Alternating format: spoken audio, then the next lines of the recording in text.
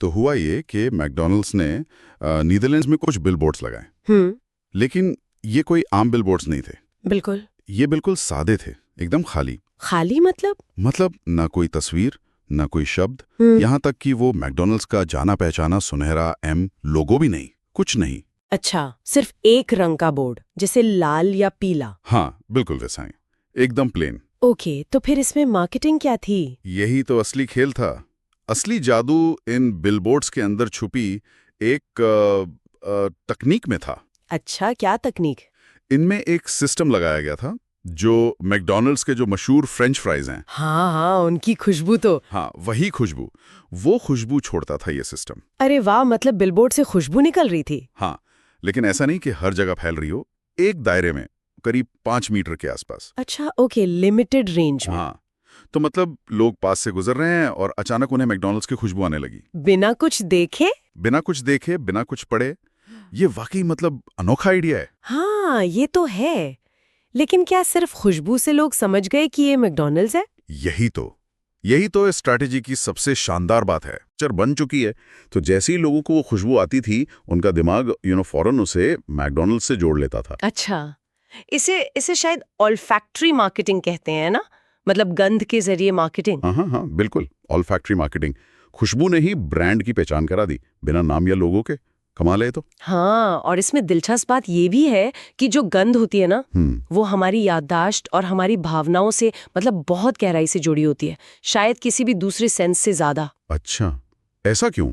क्योंकि हमारी नाक में जो रिसेप्टर्स होते हैं वो सीधे दिमाग के उन हिस्सों से जुड़े होते हैं जहां यादें और भावनाएं स्टोर होती हैं, लिम्बिक सिस्टम जिसे कहते हैं। ओके। तो मैकडॉनल्ड्स ने इसी गहरे कनेक्शन का फायदा उठाया, खासकर ऐसी जगह जहां वैसे ही विज्ञापनों का बहुत शोर है ना? हाँ, मतलब विजुअल क्लटर बहुत ज्यादा है। एग्जैक्टली।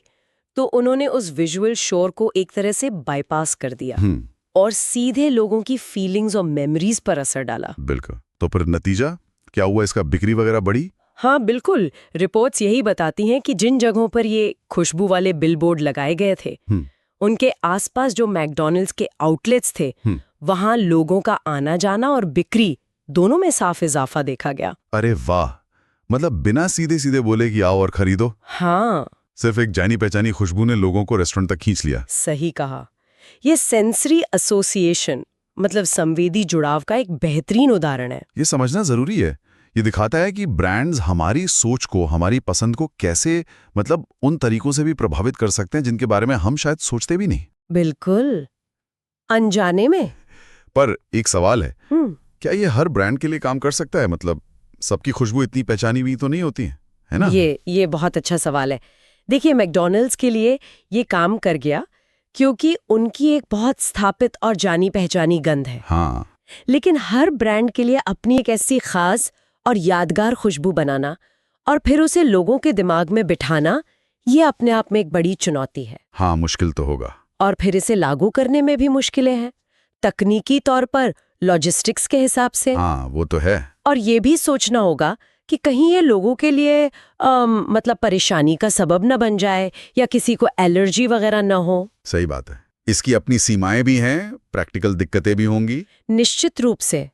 पर ये हमें सोचने पर मजबूर करता है कि अगर विज्ञापनों में खुशबू इतनी असरदार हो सकती है, तो भविष्य में ब्रांड्स ग्राहकों तक पहुंचने के लिए हमारी दूसरी इंद्रियों का, जैसे सुनने, छूने या शायद स्वाद का भी किस हद तक और कैसे इस्तेमाल कर सकते हैं। हाँ, मतलब मल्टी सेंसरी मार्केटिंग की बात कर रही हैं आप। बिल्कुल, मल्टी सेंसरी मार्केटिंग। सोचिए, किसी बस स्टॉप पर कॉफी की महक आ रही हो और साथ में शायद हल्की गर्म हवा का झोंका भी महसूस हो। वाह, ये तो काफी इमर्सिव हो जाएगा। हाँ, संभावनाएं तो बहुत है, पर फिर वही सवाल आते हैं, इसके नैतिक पहलू क्या होंगे, प्रैक्टिकल पहलू क्या होंगे?